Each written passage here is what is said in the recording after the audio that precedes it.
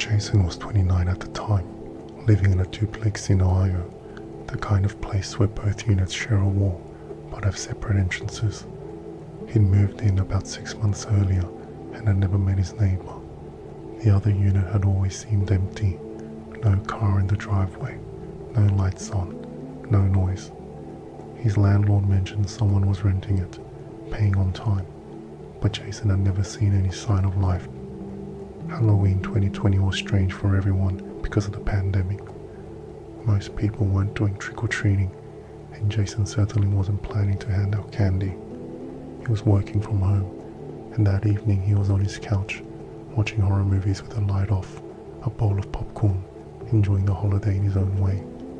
Around 9:30 p.m, he heard something that made him pause the movie. A knock, but not on his door. It was coming through the shared wall. Someone was knocking on his neighbor's door. Jason muted the TV and listened. 3 deliberate knocks, then silence, and 3 more knocks, a bit louder. He got up and peeked through the front window. Standing on his neighbor's porch was a kid, maybe 12 years old, in a skeleton costume. The kid was holding a plastic pumpkin bucket and just standing there, knocking periodically, waiting. Jason felt a pang of sympathy. The kid probably didn't know the place was empty. He was about to go outside and tell the kid to try another house when he noticed something odd. Every other house on the street was dark. No porch lights, no decorations. It was obvious no one was participating in Halloween this year. So why had this kid chosen the one house that looked completely abandoned? The knocking continued. 3 knocks. Pause. 3 knocks. Mechanical and persistent. Jason watched for another minute, then decided to go out and tell the kid no one was home. But when he opened his door and stepped onto his porch, he froze. The kid was gone. The neighbor's porch was empty. But Jason's door, his own door that he'd just walked through, had 3 pieces of candy sitting on the doormat. The small ones, Snickers, Milky Way, and something in an orange wrapper. He definitely hadn't put them there. He didn't even have Halloween candy in the house. Jason picked them up, confused, and looked around.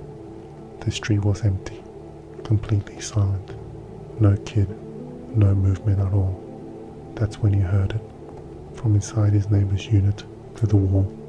Footsteps, slow, deliberate footsteps, walking from the front door through the unit, getting closer to the shared wall, then stopping, right on the other side of the wall from where Jason was standing.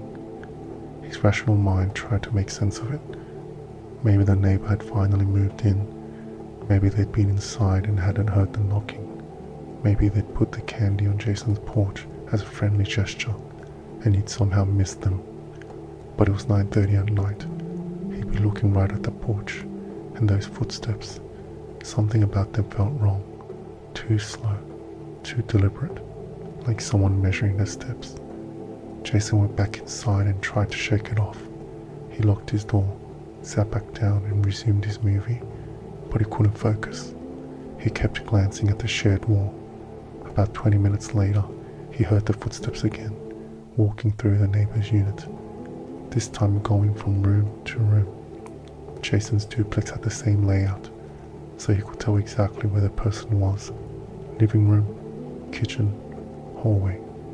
Then, they stopped right outside what would be the bedroom. The bedroom that shared a wall with Jason's bedroom. He turned off the TV. The house was completely silent now. He strained to hear anything from next door. For a long moment, there was nothing. Then so quiet he almost missed it. He heard breathing. On the other side of the wall, right where his bed was positioned. Deep, slow breaths. In, out, in, out. Jason's mouth went dry. He stood up slowly, staring at the wall. The breathing continued for what felt like an eternity, but was probably only 30 seconds. Then in a voice that was high-pitched and childlike, but somehow completely wrong, he heard, "I can hear you." Jason stumbled backward, his heart pounding. "Who's there?" he called out, his voice cracking. A soft giggle came from the other side. Then, "Thank you for the candy." But Jason hadn't given any candy. He'd found candy on his doormat. He grabbed his phone, his hands shaking, and pulled up his landlord's number. His fingers hovered over the call button. What was he going to say? That a kid's voice came from the other empty unit? The breathing stopped. Footsteps again, moving away, back toward the front of the house. Then his doorbell rang. Jason's heart nearly stopped. He crept to the front window and looked out. His porch was empty, but on his doormat there were now 6 pieces of candy, the same 3 as before, and another 3, all arranged in 2 neat rows. He didn't open the door. Instead, he called out, "Who's there?" No answer, but through the shared wall, he heard his neighbor's door open, then close, then footsteps inside again, moving to the shared wall, then a single soft knock on the wall, right at head height, like someone on the other side was saying hello. "What do you want?" Jason called out, his voice shaking. 3 knocks in response, just like the kid on the porch had knocked earlier. 3 deliberate knocks, then that voice again. "Can I come over?" Jason made a decision. He grabbed his car keys and left. He didn't pack a bag, didn't grab anything except his wallet and phone. He just got in his car and drove to a friend's house 15 miles away. His friend let him crash on the couch, and Jason didn't explain much, just said he needed to get out of his place for the night. The next morning, he drove back to his duplex around 10 a.m. Everything looked normal in the daylight. He checked his doormat. The candy was gone. He knocked on his neighbor's door. No answer. He tried the handle. Locked. Jason called his landlord and asked point blank if someone was actually living next door. The landlord checked his records and sounded confused. "Yeah, someone's been paying rent, but I've never actually met them. All the paperwork was done online. Payment comes through automatically every month. Why?" Jason asked if the landlord could check on the unit. The landlord was reluctant, but eventually agreed to meet him there that afternoon. When the landlord unlocked the door to the neighboring unit, they found it completely empty. Not just empty of people, empty of everything. No furniture, no belongings, just bare walls and carpet. A thin layer of dust on everything, like no one had been inside in months. But in the living room, right against the shared wall, there were marks on the carpet, indentations, like someone had been standing there for a long time, and on the wall itself, at head height, were smudges, dozens of them, like someone had been pressing their hands against the wall over and over. And lower down, at about chest height for a child, were more smudges, small handprints, pressed against the wall, over and over and over again. The landlord was baffled. The rent was current, everything was paid, but clearly no one was actually living there. Jason broke his lease the next week, paid the penalty and moved out. He's told that no one could sleep in that duplex anymore. He couldn't stop thinking about those footsteps, the breathing, the voice asking if he could come over. But here's a part that Jason clearly still terrifies him. Before he moved out, he went through his doorbell camera footage from Halloween night. He had one of those video doorbells that records motion. At 9:31 p.m, it captured the kid in the skeleton costume standing on the neighbor's porch, knocking. But when Jason watched it back, he realized something that had made his blood run cold. The kid never moved, not even a little, not a shift of weight, not a turn of the head, nothing. The kid just stood there, perfectly still, knocking with one hand while staring straight ahead at the door, for 18 minutes straight, knocking every 13 seconds, never moving otherwise, never blinking. And at 9:49 p.m, the kid didn't walk away. The footage shows a neighbor's door opening just slightly, maybe 6 inches, and the kid stepping inside. The door closed behind them. Jason still lives in Ohio, but he's moved twice since then. Different neighborhoods, different buildings. He doesn't celebrate Halloween anymore, and never answers the door after dark on Halloween. Sometimes late at night, he still hears it, the childlike voice, asking the same question, "Can I come over?" Sarah was 32 at the time, living alone in a quiet suburban neighborhood.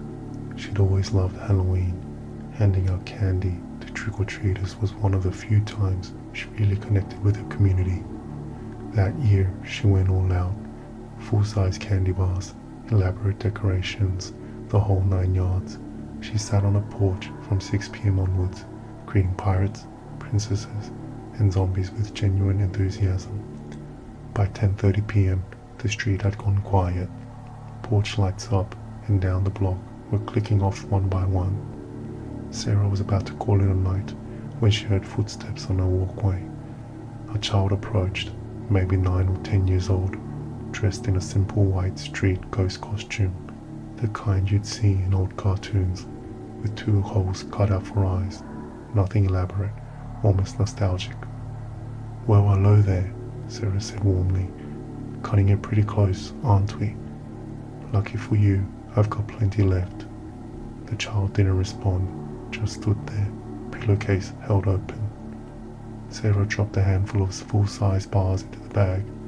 "There you go, kiddo. Happy Halloween?" Still nothing. The child didn't move. You okay?" Sarah asked, her smile fading. That's when she noticed something that made her blood run cold. She couldn't see the child's eye through the holes in the sheet. It was just darkness, complete darkness, like she was looking into a void. "Where are your parents, honey?"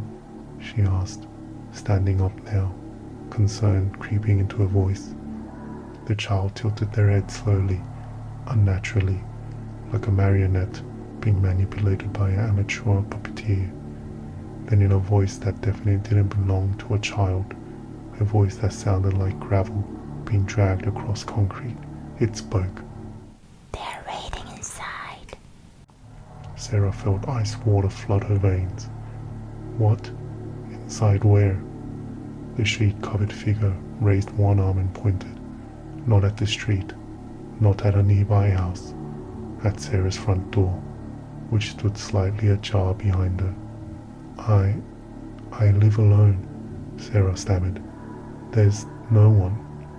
She spun around. Her front door was now wide open. She distinctly remembered closing it when she came outside. And there in the darkness of her hallway, she could see shapes, multiple shapes, standing perfectly still, her heart hammering. Sarah whipped back around to face her child, but the sidewalk was empty.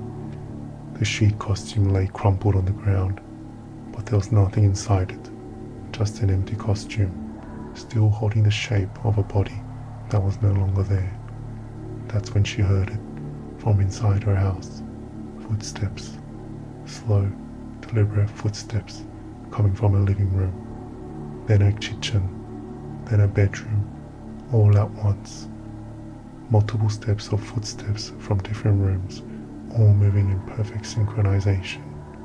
Sarah ran. She didn't grab her phone, didn't grab her keys, just ran barefoot down the street, pounding on neighbors' doors, screaming for help.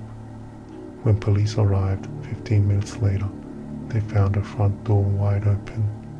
Inside, every single light was on, every cabinet, every drawer, every closet door stood open, and in her living room, written on the wall in what appeared to be ash from a fireplace, was a message. "We were invited in." But here's a truly terrifying part, and this is what made Sarah reach out to me. When police reviewed her doorbell camera footage, they saw her greeting trick-or-treaters all evening. They saw her talking to the child in the ghost costume. They saw her face go pale with fear. But in the footage, Sarah was talking to empty air. There was no child. There never had been. And in the background, barely visible in the darkness beyond the porch light, the camera caught something else. Dozens of figures standing in a yard, in a driveway, pressed against the windows, all wearing the same simple white sheet with 2 black holes for eyes, all perfectly motionless, and all of them had been there since the sun went down. Sarah never went back to that house. It sold 6 months later to a young couple who didn't believe in ghost stories. They lasted 3 weeks before breaking their lease. They wouldn't talk about what they experienced, but the husband had developed a nervous tic, constantly checking over his shoulder. The house has been vacant ever since, but every Halloween, neighbors report seeing a porch light turn on by itself around 10:30 p.m. And if you're unfortunate enough to walk past it at just the right moment, you might see them too. The figures in white sheets, standing at every window, waiting for someone to invite them in. Rachel and her friends, Marcus, Jamie, Olivia, Derek, and Chen, were seniors at a university in Massachusetts. They'd rented an old farmhouse for the semester, and it was perfect for throwing a Halloween party.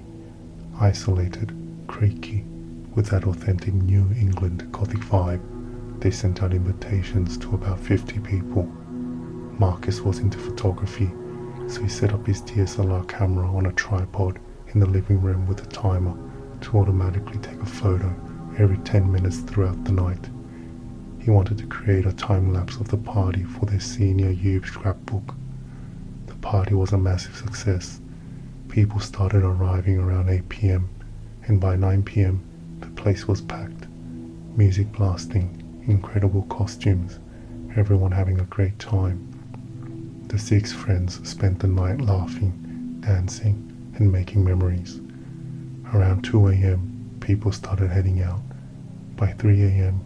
the house was empty except for the 6 of them.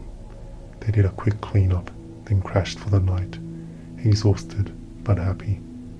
The next morning, Marcus was excited to review the photos. He uploaded all 42 images to his laptop and started going through them. The first few were exactly what he expected. Groups of people dancing, solo shots of elaborate costumes, friends posing and laughing. But then he reached photo number 23, time-stamped at 11:50 p.m. "Guys," he called out, his voice strange, "you need to see this." Rachel and the others gathered around his laptop. In the photo, the party was in full swing. At least 30 people were visible, dancing and mingling. Everything looked normal, except for one detail that made Rachel gasp. In the back corner of the living room, partially obscured by other partygoers, stood a figure in a costume they didn't recognize. It was wearing a burlap sack over its head with ragged holes cut for eyes and old, filthy overalls. Its arms hung at unnatural angles, and its head was tilted too far to the left, like its neck was broken. "Who the hell is that?" Jamie asked. They studied the figure. It was staring directly at the camera, while everyone else in the photo was mid-motion, blurred by movement. This figure was perfectly, impossibly still, crystal clear, and those eyes, just darkness in the holes of the burlap sack. "Maybe someone's friend," Olivia suggested, but her voice was uncertain. They checked the next photo. 10 minutes later, time-stamped 12 a.m. The figure was still there, but now it was closer. It had moved through the crowd, or the crowd had parted around it, and now it stood just a few feet from the camera, still perfectly motionless, still staring directly at the lens. Photo 25, at 12:10 a.m., closer still. Now it was in the foreground, and they could see details they wished they couldn't. The burlap sack was stained with something dark. The overalls were torn and caked with what looked like dried mud. "This isn't funny," Chen said. "Who brought this person? This is seriously disturbing." But no one remembered seeing this costume. No one remembered this person at all. They continued through the photos, their dread mounting with each image. 12:20 a.m. The figure was right in front of the camera now, taking up half the frame. The detail was nightmarish. They could see that the burlap sack was moving slightly, like something underneath was breathing. 12:30 a.m. The figure's hand had reached toward the camera lens. Then came photo 32, timestamped 12:40 a.m., and everyone went silent. The figure was gone, but in this photo, all 6 of them were clearly visible, standing together near the door, saying goodbye to the last guests. And there in the background, barely visible through the window behind them, was the figure, outside, standing in the darkness of the yard, staring in. The remaining photos showed the party winding down, then just the 6 of them cleaning up.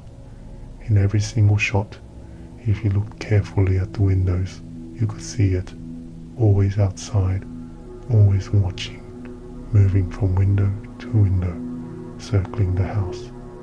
The final photo, taken at 2:50 a.m., showed the living room empty, lights off, everyone presumably in bed, except the front door was open, not wide open, just slightly ajar. And in the darkness beyond the doorway, you could see the edge of something, burlap, and 2 dark holes where eyes should be. "We need to call the police," Rachel whispered, but Marcus was standing at his laptop screen, looking, and his face drained of color. "There's one more file, I didn't notice it before. It's timestamped 3 a.m. He clicked it. The photo was taken from inside Marcus's bedroom, from the foot of his bed, looking down at him, sleeping, and in the corner of the image, barely visible in the darkness, was a reflection in his bedroom mirror. The figure in the burlap sack, standing right behind the camera, right in his room. Rachel told me the police found no signs of forced entry, no fingerprints, no evidence anyone else had been in the house. They suggested it was an elaborate prank, maybe someone using Photoshop, but none of the 6 friends had those skills, and the raw image files showed no signs of manipulation. They moved out of that farmhouse the next day. None of them spoke about it publicly until Rachel finally shared the story with me. She wouldn't share the photos. She said she deleted them all years ago and refused to ever look at them again. But here's what she did share with me, and this is what still keeps her up at night. 2 years after that Halloween, she ran into someone who used to own the farmhouse, an elderly woman who told her that her son used to live there.